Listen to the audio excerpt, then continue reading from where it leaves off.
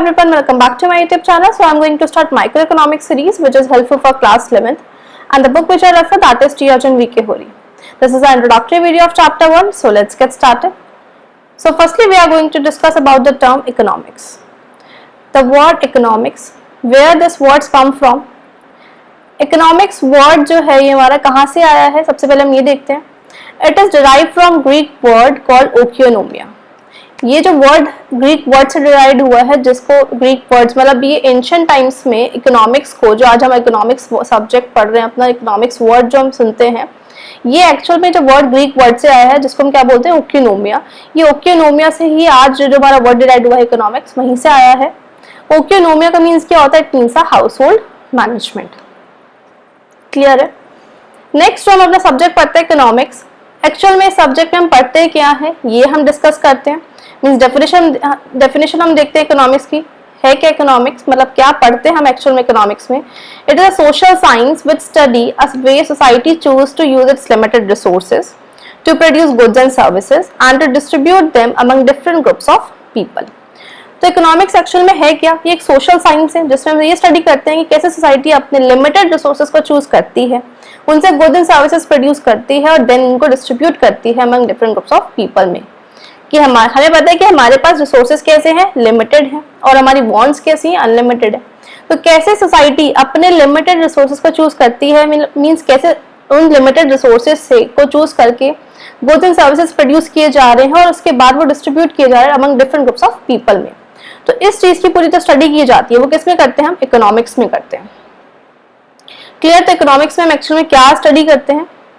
Next हमारा topic आता है इकोनॉमिक्स. बेसिकली टू ब्रांचेस में क्लासिफाइड है. मेनली जो मेजर ब्रांचेस रहती है इकोनॉमिक्स की, it has two branches, that is micro economics and macro economics.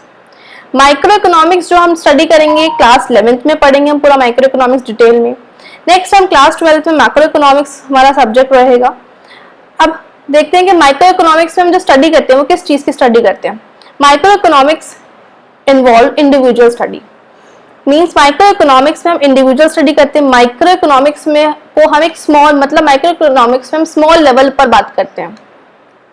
Economy at a whole level हम किस में डिस्कस करेंगे? मैक्रो इकोनॉमिक्स में. तो माइक्रो में जो आई वर्ड है, आई stands for individual, and macro में जो ए है, ए स्टैंड्स फॉर एग्रीगेट. तो माइक्रो इकोनॉमिक्स में हम इंडिविजुअल स्टडी करेंगे, दैट मीन्स कि कंज्यूमर्स की डिमांड, प्रोड्यूसर्स की सप्लाई, मींस कंज्यूमर्स में हम इंडिविजुअल यूनिट की बात करेंगे किसमें? माइक्रो इकोनॉमिक्स में. मींस डिमांड, सप्लाई हो गया हमारा सब, और नेक्स्ट हमारा यूटिलिटी फंक्शंस हो गए हैं, प्रोडक्शन फंक्शंस हो गए हैं. ये सब चीजें हम किसमें पढ़ते हैं? माइक्रो इकोनॉमिक्स में पढ़ते हैं. लेकिन अगर मैं बात करूं मैक्रो इकोनॉमिक्स, मैक्रो में A stands for aggregate level, and aggregate means whole. तो जब हम इकोनॉमी को एक होल लेवल पर जब डिस्कस करेंगे तो हम कौन सी इकोनॉमिक्स में पढ़ेंगे? मैक्रो इकोनॉमिक्स में. तो जो मैक्रो इकोनॉमिक्स में हम क्या पढ़ेंगे? एग्रीगेट डिमांड, एग्रीगेट सप्लाई, ये सब चीजें हम पढ़ते हैं. और क्या हम जीडीपी ग्रोथ रेट जो हम देखते हैं, नेशनल इनकम, गवर्नमेंट बजट, ये सब चीजें हम किसमें पढ़ेंगे? मैक्रो इकोनॉमिक्स में पढ़ेंगे.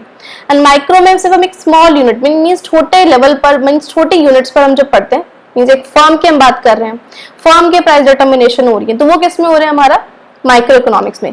लेकिन जब हम जनरल प्राइस लेवल की बात कर रहे हैं, दैट मींस इन्फ्लेशन, डिफ्लेशन, ये सब चीजें हम किसमें पढ़ते हैं? मैक्रो इकोनॉमिक्स में पढ़ते हैं. क्लियर? अब एक बार हम डिटेल में देख लेते हैं माइक्रो और मैक्रो के क्या डिफरेंशिएट है.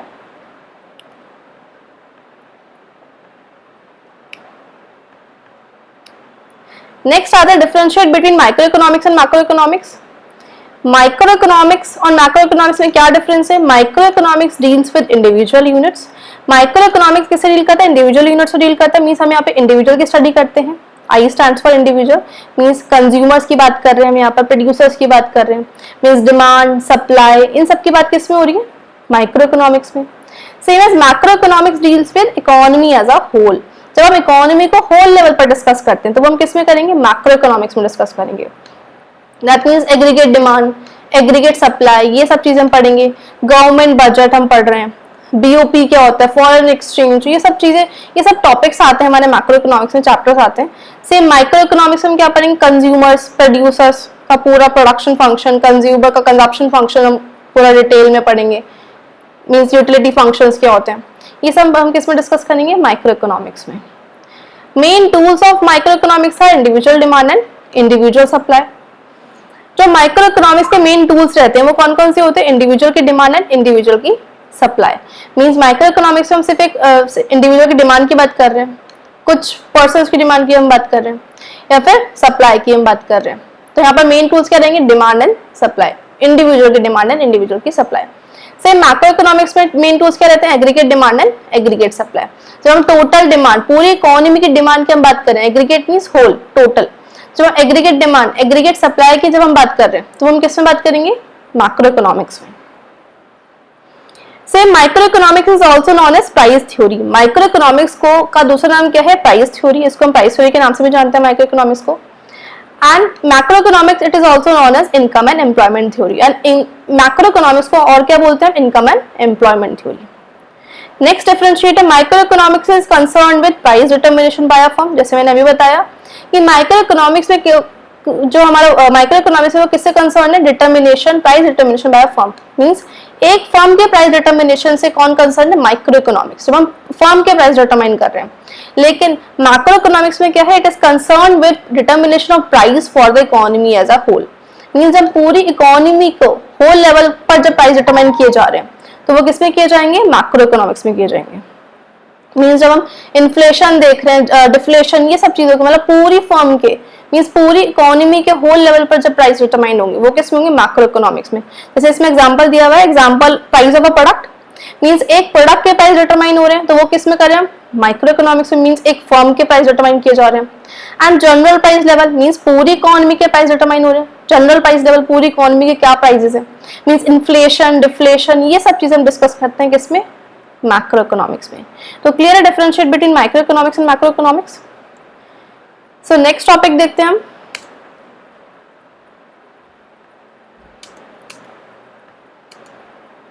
नेक्स्ट टॉपिक आता है इकोनॉमी। What is economy? हम बहुत वर्ड सुनते हैं ये वाला इकोनॉमी, कि इंडियन इकोनॉमी, यूएस इकोनॉमी, है ना। तो ये इकोनॉमी एक्चुअल में है क्या? What is economy? तो economy is a system which provide people means to work and earn their living। तो इकोनॉमी है क्या? इकोनॉमी एक वो सिस्टम है जो which provide people means to work, means जो लोगों को वर्क करने के लिए रिसोर्सेज प्रोवाइड करवाता है और उन रिसोर्सेज को प्रोवाइड करवाने के बाद वो कुछ वर्क करता है, पीपल वर्क करते हैं और उनसे वो अपनी लिविंग के लिए अर्न करते हैं। तो ये होता है पूरी इकोनॉमी। जैसे हम अब इंडियन इकोनॉमी की हम बात कर रहे हैं तो इंडिया में हम क्या है? हमारे पास रिसोर्सेज है, उन रिसोर्सेज से हम वर्क कर रहे हैं और उस वर्क के थ्रू हम क्या कर रहे हैं? अपनी लिविंग के लिए अर्न कर रहे हैं।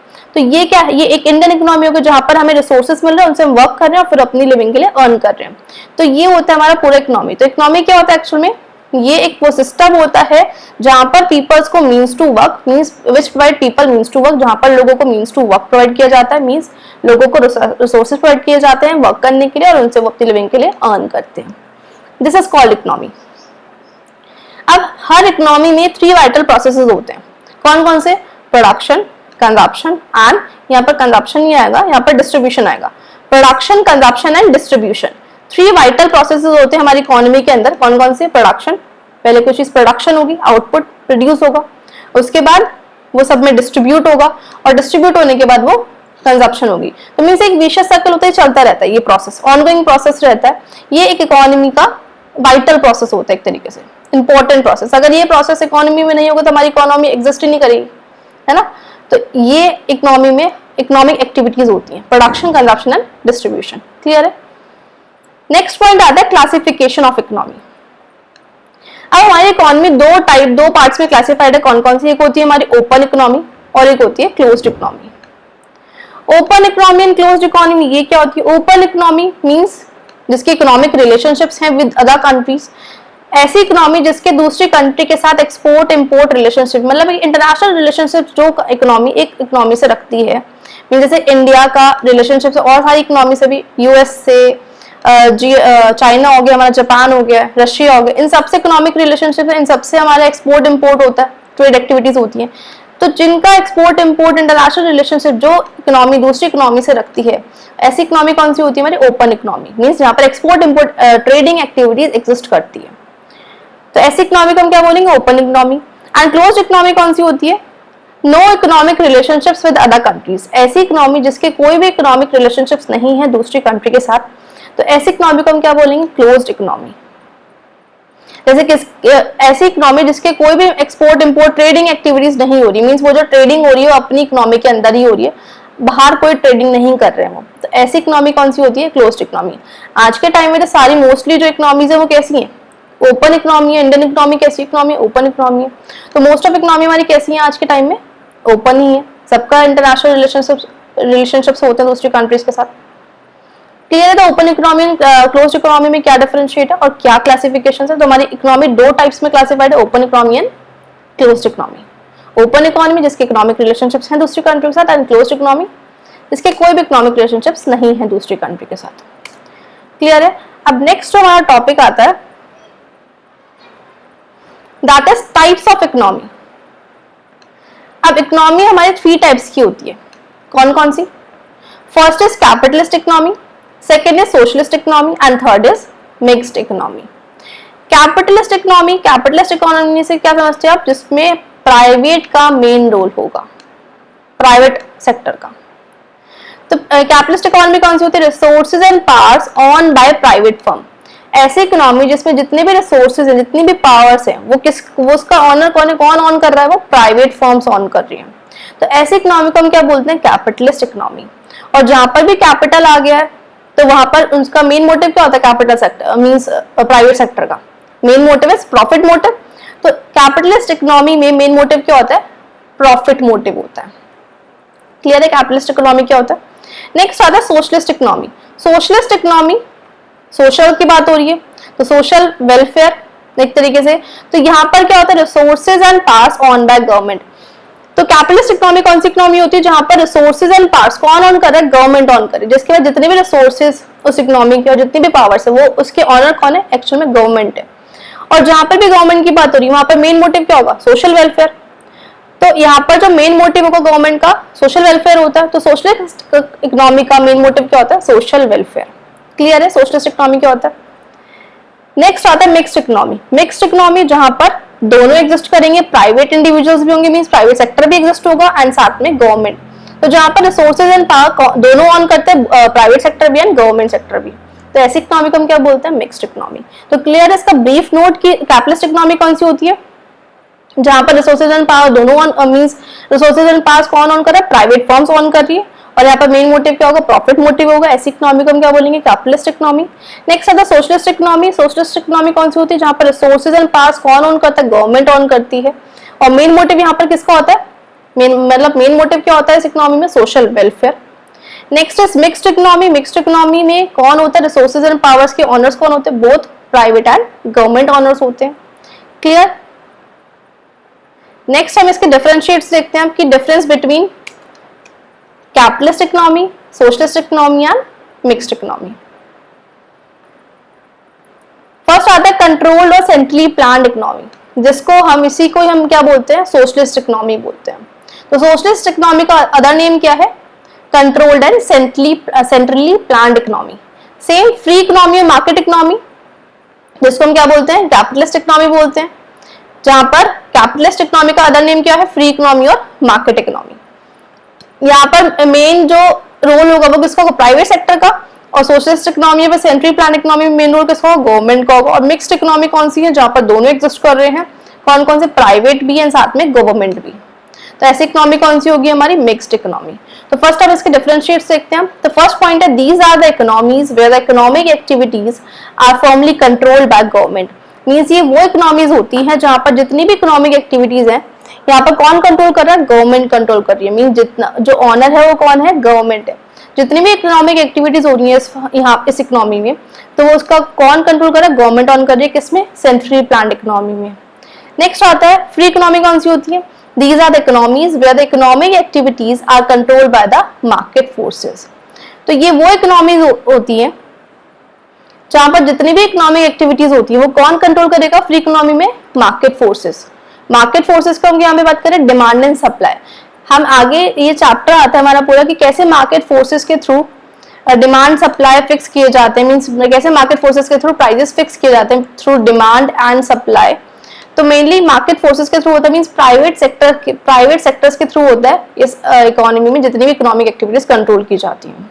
क्लियर है? नेक्स्ट आता है मिक्स्ड इकोनॉमी। मिक्स्ड इकोनॉमी में क्या होगा, these are the economies where the economic activities are govern by market forces.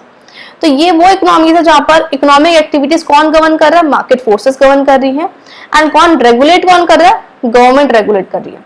Means यहाँ पर इकोनॉमिक एक्टिविटीज कौन गवर्न कर रहा है, market forces means demand and supply, इनके थ्रू मार्केट फोर्सेस गवर्न किए जा रहे हैं। और उनको रेगुलेट कौन कर रहा है, गवर्नमेंट रेगुलेट कर रही है। मींस यहाँ पर दोनों एग्जिस्ट करती है, गवर्नमेंट भी एंड प्राइवेट भी। Next point is economic decisions are driven by the motive of social welfare. यहाँ पर जितने भी इकोनॉमिक डिसीजंस होंगे वो किसके रिगार्डिंग लिए जाएंगे, मींस किसके टुवर्ड्स लिए जाएंगे। तो economic decisions are driven by the motive of social welfare, means जितने भी इकोनॉमिक डिसीजन होंगे उनका मेन मोटिव क्या होगा, सोशल वेलफेयर, क्योंकि यहाँ पर हम सोशलिस्टिक की बात कर रहे हैं, गवर्नमेंट का रोल है, तो सारे सोशल वेलफेयर के रिगार्डिंग मोटिव होंगे यहाँ पर। ऐसे ही फ्री इकोनॉमी में क्या होगा, economic decisions are driven by the motive of profit maximisation. और यहाँ पर जितने भी इकोनॉमिक डिसीजंस होंगे फ्री इकोनॉमी में या फिर मार्केट इकोनॉमी में, और we can say capitalist economy, तो यहाँ पर जितने भी इकोनॉमिक डिसीजंस होंगे उनका मेन मोटिव क्या होगा, प्रॉफिट मैक्सिमाइजेशन, क्योंकि यहाँ पर मेन है कौन, प्राइवेट सेक्टर। नेक्स्ट आता है मिक्स्ड इकोनॉमी। मिक्स्ड इकोनॉमी में क्या होगा, economic decisions are driven by the motive of both profit maximisation and social welfare.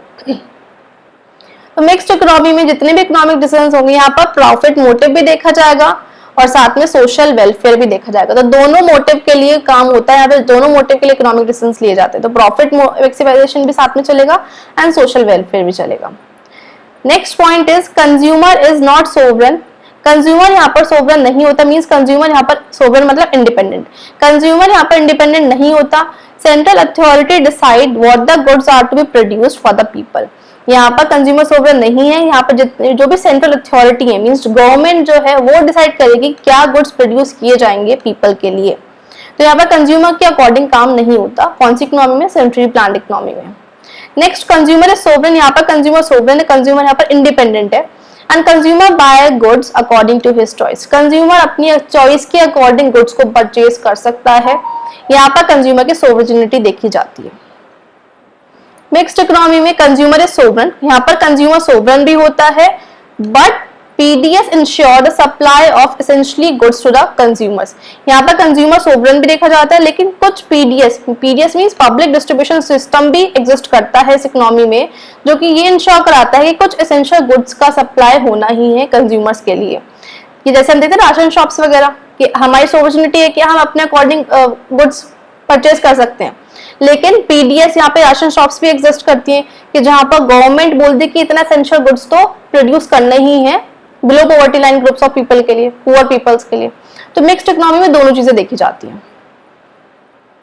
Next point is most resources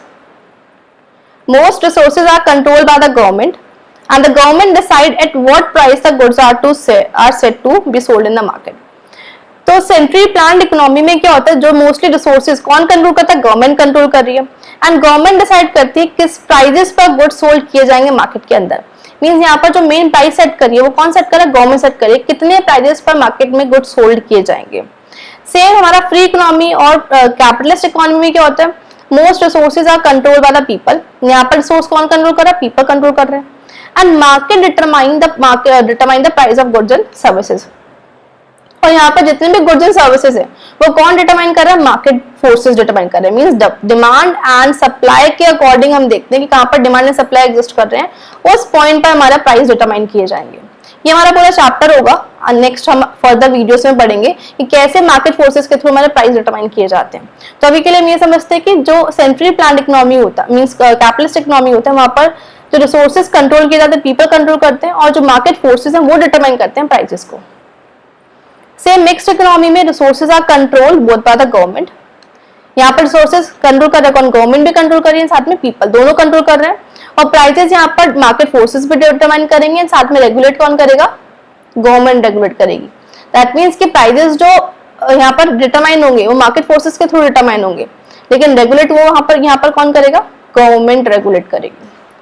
last point आता है हमारा सेंट्रली प्लान्ड इकोनॉमी में public sector dominate करता है economic activities को। जितनी भी इकोनॉमिक एक्टिविटीज है उन पे कौन मतलब डोमिनेट कौन कर रहा है, पब्लिक सेक्टर। यहाँ पर गवर्नमेंट का मेजर रोल रहेगा। फ्री इकोनॉमी में private sector dominate the economic activities, private sector का मेन रोल रहता है फ्री इकोनॉमी में, प्राइवेट सेक्टर डोमिनेट करेगा पूरी इकोनॉमिक एक्टिविटीज को। एंड मिक्स्ड इकोनॉमी में कौन, तो दोनों, both private and public sector दोनों एग्जिस्ट करते हैं, दोनों डोमिनेट करते हैं इकोनॉमिक एक्टिविटीज को। क्लियर है पूरा पॉइंट? तो हमारे 3 टाइप्स की इकोनॉमीज होती है, कौन कौन सी? कंट्रोल और सेंट्रली प्लान्ड इकोनॉमी, नेक्स्ट है free economy and market economy, and last is mixed economy. तो clear to you all? So next topic हम देखते हैं। तो अब कुछ इकोनॉमिक टर्म्स आती हैं। तो फर्स्ट हम जो देखते हैं कौन सी, स्केर्सिटी। स्केर्सिटी मींस क्या होता है? स्केर्सिटी मींस कमी, कोई चीज लिमिटेड है, ये बोलेंगे हम स्केर्सिटी को। तो स्केर्सिटी का मतलब क्या है? Limitation of supply in relation to its demand for a commodity. तो स्केर्सिटी का क्या मतलब है कि सप्लाई कम है किसके रिलेशन में? डिमांड के रिलेशन में, means supply is less than demand. तो ये क्या है हमारा स्केर्सिटी। तो जैसे हमें पता है कि हमारे रिसोर्सेज कैसे हैं, लिमिटेड है, लेकिन हमारी जो डिमांड है वो कैसी है? अनलिमिटेड। हमारी वांट्स कैसी हैं? अनलिमिटेड है। हम पूरी सेंट्रल इकोनॉमी में पढ़ेंगे, मतलब central problem of an economy. तो मेजरली क्या होता है, हमारे रिसोर्सेज कैसे हैं? लिमिटेड है। रिसोर्सेज तो लिमिटेड एग्जिस्ट करते हैं हमारे नेचर में, लेकिन हमारी वांट्स कैसी? अनलिमिटेड है। तो इसके प्रॉब्लम आती है हमारी क्या? प्रॉब्लम ऑफ चॉइस, वो हम आगे पढ़ेंगे। मेनली इसी से हमारा क्या आता है? स्केर्सिटी वर्ड आता है। तो स्केर्सिटी मेनली क्या होता है? Supply is less than demand. जब सप्लाई कम है और डिमांड ज्यादा है, मींस आउटपुट मार्केट में कम है, आउटपुट सिर्फ 2 ही हैं और लेने वाले बहुत सारे हैं, तो ये यहाँ पर कौन सी प्रॉब्लम आएगी? स्केर्सिटी की प्रॉब्लम, कमी आ जाएगी, है ना। तो यही हमारा स्केर्सिटी मींस लिमिटेशन है सप्लाई की in relation to its demand. Clear है स्केर्सिटी वर्ड? नेक्स्ट टॉपिक देखते हैं। अब यहां पर आता है इकोनॉमिक प्रॉब्लम। अब हम देखते हैं इकोनॉमिक प्रॉब्लम क्या। अभी तक हमने देखा इकोनॉमी क्या होता है, इकोनॉमिक्स क्या होता है, इकोनॉमिक्स में हम क्या पढ़ते हैं, कि हमने भी पढ़ा था कि इकोनॉमिक्स में क्या पढ़ते हैं कि हमारे लिमिटेड रिसोर्सेज को हम कैसे यूटिलाइज करें, मींस कैसे उनको प्रोड्यूस करें, लिमिटेड रिसोर्सेज से प्रोडक्शन करें गुड्स एंड सर्विसेज का, और उनको डिस्ट्रीब्यूट किया जाता है डिफरेंट ग्रुप्स ऑफ पीपल में। तो यहाँ पर नेक्स्ट हमारा वर्ड आता है, टर्म आता है इकोनॉमिक प्रॉब्लम। कि इकोनॉमिक प्रॉब्लम एक्चुअल में हमारी इकोनॉमिक प्रॉब्लम है क्या, और वो हर इकोनॉमी में एग्जिस्ट करती है। तो इकोनॉमिक प्रॉब्लम क्या है? Problem of choice. Problem of choice हमारी इकोनॉमिक प्रॉब्लम, जिसमें क्या होता है? It is a problem of choice involving satisfaction of unlimited human wants out of limited resources and having alternative uses. तो मेनली है क्या हमारा इकोनॉमिक प्रॉब्लम? एक प्रॉब्लम ऑफ चॉइस, जिसमें क्या इन्वॉल्व होता है कि satisfaction of unlimited human wants. अभी देखते हैं कि ये एग्जिस्ट, ये आई कहां से प्रॉब्लम ऑफ चॉइस। तो हमें क्या पता है कि हमारे रिसोर्सेज कैसे हैं? लिमिटेड है, और हमारी वांट्स कैसी हैं? अनलिमिटेड है। तो limited resources and unlimited wants, इसमें ही कौन सी प्रॉब्लम अराइज होती है? Problem of choice. जैसे हम इसमें एक एग्जांपल ले लेते हैं। सपोज आपको 500 रुपीज मिले, आपका बर्थडे, उस 500 रुपीज में आप उस 500 रुपीज में क्या क्या कर सकते हो? तो आप शॉपिंग करोगे, या फिर आप पार्टी करोगे, या फिर आप उनसे गेम्स वगैरह खेल लोगे। तो आप ये 3 चीजें कर सकते हो, या तो शॉपिंग, या फिर पार्टी, या फिर आप गेमिंग कर सकते हो, गेम्स वगैरह खेलने जा सकते हो, मॉल जा सकते हो, whatever you want to do, है ना। तो अब आपके पास क्या है? अलग अलग आपकी वॉन्ट्स, तो आपकी क्या है कि आपको ये भी करना है, ये भी करना है, और ये भी करना है, मतलब सब चीजें करनी है आपको, लेकिन आपके पास रिसोर्सेज कैसे? लिमिटेड है। तो वॉन्ट्स आपकी अनलिमिटेड है, पार्टी भी करनी है हमें, शॉपिंग भी करनी है, गेमिंग भी करनी है। तो हमारी वॉन्ट्स कैसी हैं? हमारी इच्छाएं कैसी हैं? अनलिमिटेड है, लेकिन हमारे पास रिसोर्सेज कैसे हैं? लिमिटेड है। ओनली 500 रुपीज ही मिले, आपको 500 रुपीज में आपको सब चीजें करनी है। तो यहाँ पर कौन सी प्रॉब्लम अराइज होती है? Problem of choice. अब आपको एक चीज ही चूज करनी पड़ेगी, क्योंकि आपके पास रिसोर्सेज कैसे? लिमिटेड है, 500 रुपीज ही है। तो उस 500 रुपीज से आपको 1 ही चीज करनी पड़ेगी।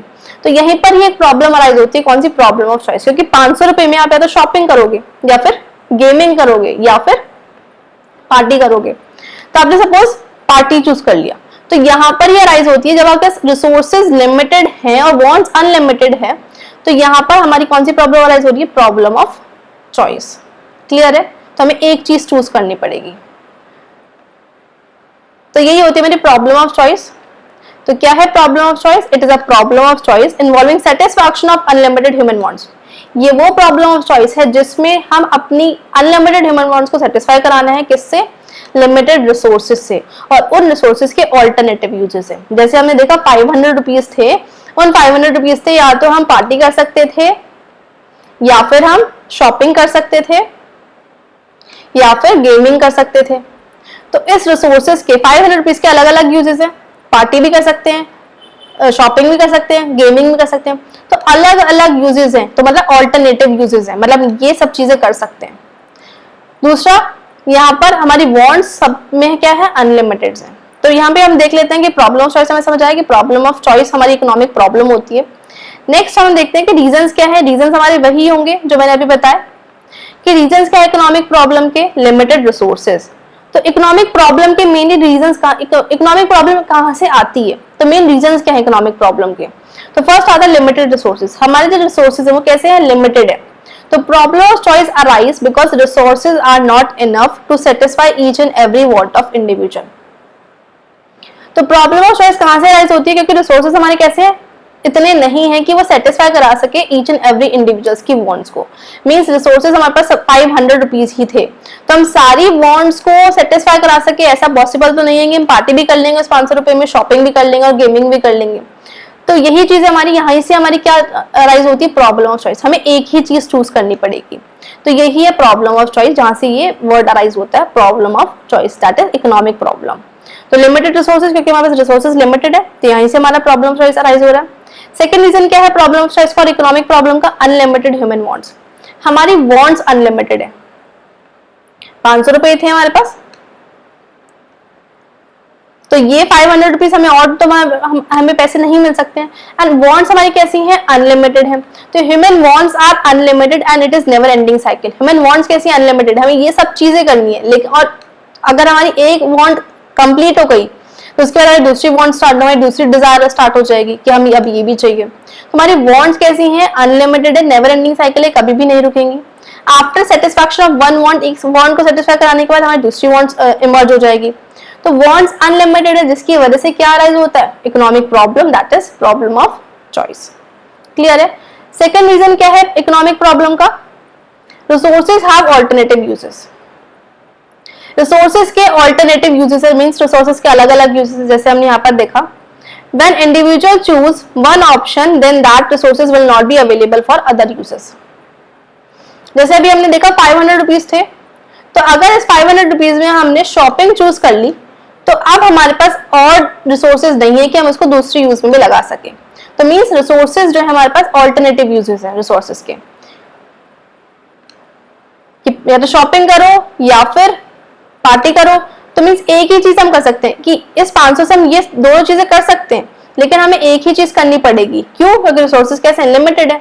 तो रिसोर्सेज के अलग अलग यूजेस भी है, मतलब 500 से हम ये भी कर सकते हैं, ये भी कर सकते हैं, और 500 रुपए से हम और कुछ भी कर सकते हैं, गेमिंग भी कर सकते हैं। तो यूजेस यहाँ पर कैसे हैं? ऑल्टरनेटिव यूजेस हैं। लेकिन अगर एक यूज हमने चूज कर लिया कि हमें यही करना है, तो उसके लिए उसके बाद हमारे पास और रिसोर्सेज नहीं है कि हम उसको और कहीं भी लगा सकें। तो यहाँ पर जैसे कि अगर हम इकोनॉमिक टर्म में बात करें अगर, तो यहाँ पर क्या लिखा है? When an individual choose one option then that resources will not be available for other uses. कि अगर इंडिविजुअल ने एक ऑप्शन चूज कर लिया है तो उसके पास और रिसोर्सेज नहीं है कि वो और कहीं भी उनको यूज कर सके। For example land. अब हमारे अर्थ के ऊपर लैंड तो लिमिटेड है, तो अगर हमने ये पूरी की पूरी लैंड एक बार हमने मतलब यूटिलाइज कर लिया, तो उसके बाद हमारे पास और ऑप्शन नहीं है कि हम उसको और भी यूज कर सके। तो ये रिसोर्सेज कैसे हमारे? लिमिटेड है। ऑल्टरनेटिव यूजेस हमारे पास है इसमें कि हम कुछ भी कर सकते हैं इसमें, लेकिन क्या है, अगर एक बार हमने इस पूरी लैंड को यूज कर लिया है तो उसके बाद हमारे पास और रिसोर्सेज एग्जिस्ट नहीं करते। तो ये हमारी इकोनॉमिक प्रॉब्लम है, that is problem of choice. और रीजन हमने देखे कि क्या क्या रीजन है, कि लिमिटेड रिसोर्सेज लिमिटेड है हमारी इकोनॉमी में हमारे पास, लेकिन हमारी वांट्स कैसी है? अनलिमिटेड है। और रिसोर्सेज कैसे हैं? Resources have alternative uses. Clear है इकोनॉमिक प्रॉब्लम? नेक्स्ट हमारा टॉपिक रहता है दैट इज डिफरेंशिएट बिटवीन, ये हमारा लास्ट टॉपिक रहेगा, differentiate between positive economics and normative economics. ये इंपॉर्टेंट टॉपिक रहता है और ये हमारा 3 मार्क्स में डिफरेंस के लिए आ भी जाता है और ये एमसीक्यूज में पूछते हैं, इनसे क्वेश्चंस बनते हैं। तो फर्स्ट हम देखते हैं positive economics and normative economics. क्या होता है पॉजिटिव इकोनॉमिक्स एंड क्या होता है नॉर्मेटिव इकोनॉमिक्स, क्या हम स्टडी करते हैं पॉजिटिव इकोनॉमिक्स में। तो पॉजिटिव इकोनॉमिक्स किससे डील करता है, it deal with economic issues और economic behaviour related to past, present and future. Positive economics में हम किससे डील करते हैं, जो भी इकोनॉमिक इश्यूज हैं और इकोनॉमिक बिहेवियर है रिलेटेड टू पास्ट, कुछ पास्ट के इकोनॉमिक इश्यूज हैं, कुछ प्रेजेंट के, कुछ फ्यूचर के इकोनॉमिक इश्यूज और प्रॉब्लम से डील करते हैं किसमें, पॉजिटिव इकोनॉमिक्स में। मेनली अगर मैं इसको शॉर्ट नोट पे बोलूं पॉजिटिव इकोनॉमिक्स क्या होता है, पॉजिटिव इकोनॉमिक्स हम ये देखते हैं कि पास्ट में क्या हुआ, प्रेजेंट की हम बात कर रहे हैं, प्रेजेंट के इकोनॉमिक इश्यूज से हम डील कर रहे हैं, या फिर फ्यूचर में जो भी इकोनॉमिक इश्यूज हैं उनसे हम डील कर रहे हैं। पॉजिटिव इकोनॉमिक्स में हम फैक्ट्स पर बात करते हैं, मींस कुछ फैक्ट्स एंड फिगर्स पर हम डेटा कलेक्ट करके डेटा के ऊपर हम बात कर रहे हैं, कुछ फैक्ट्स एंड फिगर्स पर हम बात कर रहे हैं। जब भी हम फैक्ट्स और फिगर्स के अकॉर्डिंग हम बात कर रहे हैं तो हम किस में करेंगे, पॉजिटिव इकोनॉमिक्स में। ऐसे ही हमारा पॉजिटिव इकोनॉमिक्स में फैक्ट्स पर जब बात हो रही है तो वो फैक्ट हमारा सही भी हो सकता है, गलत भी हो सकता है। तो फैक्ट इज आइदर ट्रू और फॉल्स। तो अगर वो ट्रू और फॉल्स हम इसको कैसे बताएंगे, मींस उस फैक्ट को हम वेरीफाई करेंगे। तो जो हमारा पॉजिटिव इकोनॉमिक्स होता है उसमें हम वेरीफाई भी कर सकते हैं। तो यहाँ पर एक तरीके से ये वो स्टेटमेंट है पॉजिटिव इकोनॉमिक्स की जो किससे रिलेट करता है, व्हाट वाज, क्या था पहले, what is and what would be, और क्या होगा। तो जो स्टेटमेंट होती है पॉजिटिव इकोनॉमिक्स की वो किससे रिलेट करती है, क्या था, क्या है एंड क्या होगा। नॉर्मली अगर मैं इसको बताऊं तो फैक्ट्स पर हम बात करें, जैसे कि मैंने इसमें एग्जांपल ले लेते हैं पहले कि somebody says population of India is more than China। कोई बोल रहा है कि पॉपुलेशन जो है इंडिया की वो ज्यादा है किससे, चाइना से। तो ये फैक्ट है कि इंडिया की पॉपुलेशन ज्यादा है चाइना से, इंडिया सरपास कर चुका है पॉपुलेशन में। तो ये क्या एक पॉजिटिव स्टेटमेंट, क्योंकि हम यहाँ पे फैक्ट पर बात कर रहे हैं।